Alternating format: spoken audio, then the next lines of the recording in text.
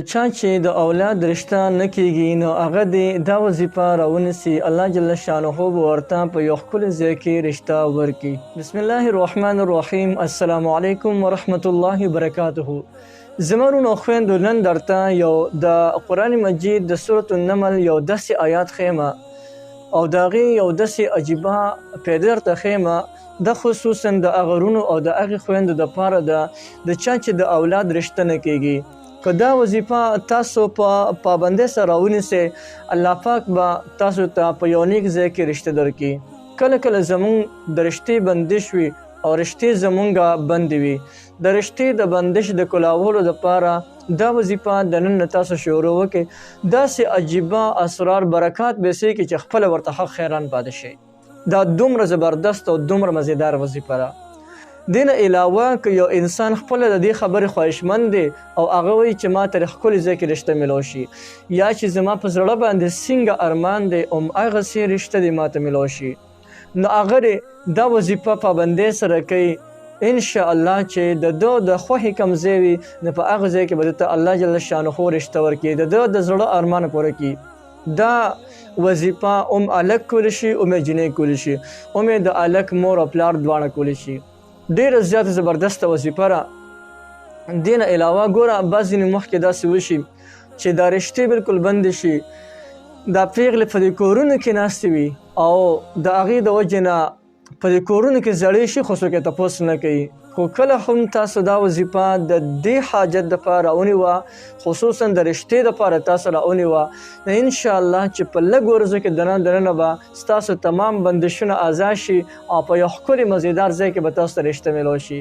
د دې آیات مبارک دومره لوی پاور دی. راځئ دغه آیات مبارک درته ښیم او د دې د استعمال طریقه هم درته ښیم چې څنګه به موږ ته په یو ښکلي او مزیدار ځای کې به موږ ته رشته څنګه میلاویږي. آیات مبارک دا دی: اعوذ بالله من الشیطان الرجیم. اما یجیب المضطر اذا دعاه ویکشف السوء. سورہ نمل آیات نمبر 2. قرآن مجید کې سورة النمل براواړی په 6 پاره کې دی. 6 پاره سورة النمل آیات نمبر 2 چې راواړی نو دا یو آیات دی. د دې وظیفه به تاسو شروع کړئ، ځکه چې کله زه یو آیات ووایم هغه آیات بیا بعضې کسان پکې حافظان دي، هغوی ته پیدا کول ګران وي.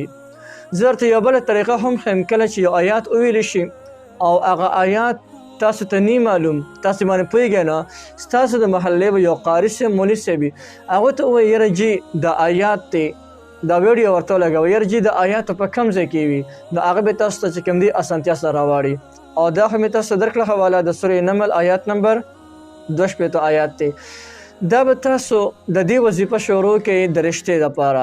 د دې وظیفې کولو طریقه دا ده چې په هر حالت کې چې د ستا په خولې باندې دا ذکر جاري او ساري وي، خصوصا د 5 واړه وخته منځو نه پس 10 کرته به دا ذکر کوئ: اما یجیب المضطر اذا دعاه ویکشف السوء.